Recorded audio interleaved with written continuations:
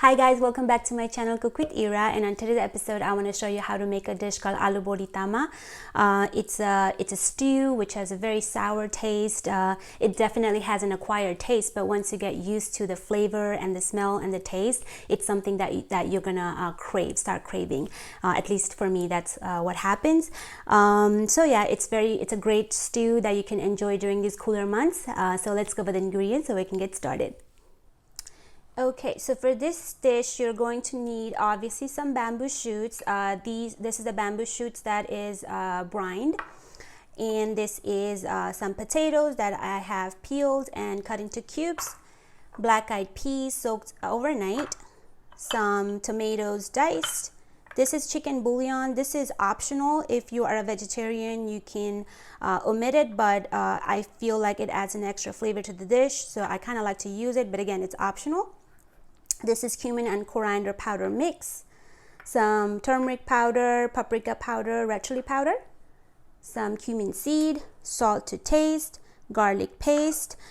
This is the brine that the bamboo shoots are soaked in. This is again optional. It adds a little bit of sourness to the dish, so I kind of like to use it, but if you don't like it to be too sour, then you can just use plain water, which I'll be using it as well. But again, this is optional, and some vegetable oil. So over here I have a pressure cooker and I have some vegetable oil, about 2 tablespoons, preheating on about medium-high heat. And when the oil gets a little bit hot, I'm going to add in my cumin seeds,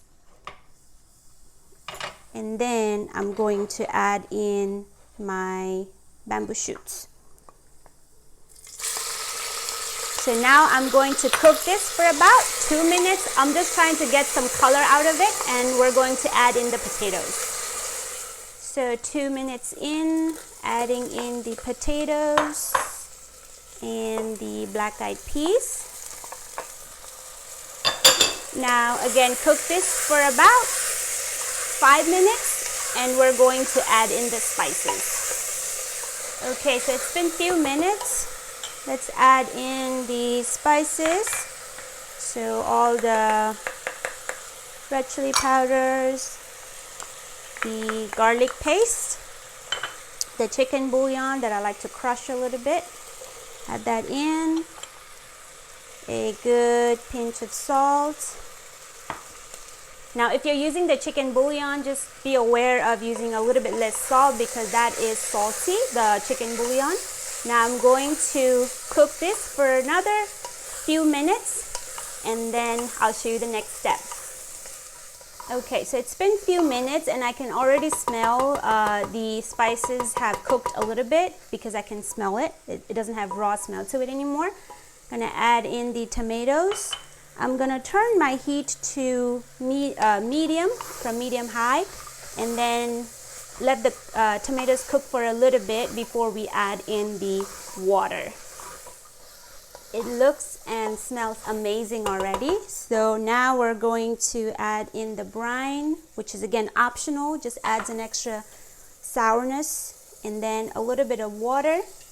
Now I'm going to turn the heat to high and then let it come to a boil. When it comes to a boil, put the lid on and give about 5 whistles.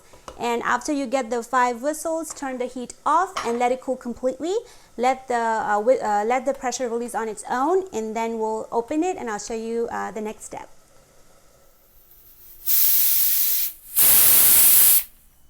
So I can tell that the pressure has been released. I'm going to take it off. I want you guys to see how it looks like. You can see that the potatoes have cooked all the way through. So what I'm going to do is I'm going to mash some of it because I like the gravy to be a little bit thicker. So it's really, optional. It's up to you, but this is just how I like the gravy to be. And then over here I have some hot water, and again, depending on the consistency that you prefer, just add in some hot water and it's ready to be served. Okay, look at that gravy.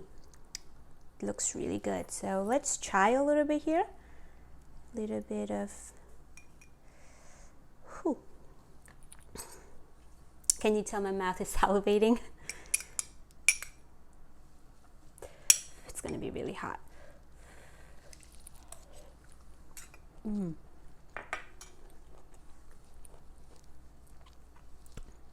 Wow, it's very sour, which I love.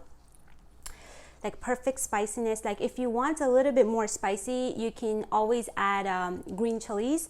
For me, this is perfect, so I like to use like this combination.